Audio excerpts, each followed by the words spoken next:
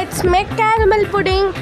4 breads తీసుకొని ఆ brown bread లేకుండా కట్ చేసుకోవాలి. కొంత పాలు మరగబెట్టుకొని ఆ బ్రెడ్స్ దాని లోపల వేసుకోవాలి.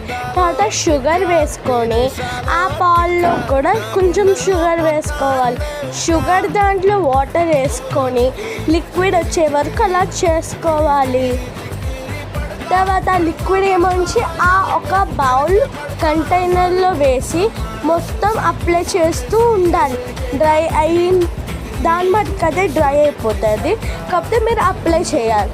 2 eggs పగలగొట్టుకొని వెనిలా ఎసెన్స్ బేకరీలో దొరుకుతుంది, అది 2 spoons వేసుకోవాలి.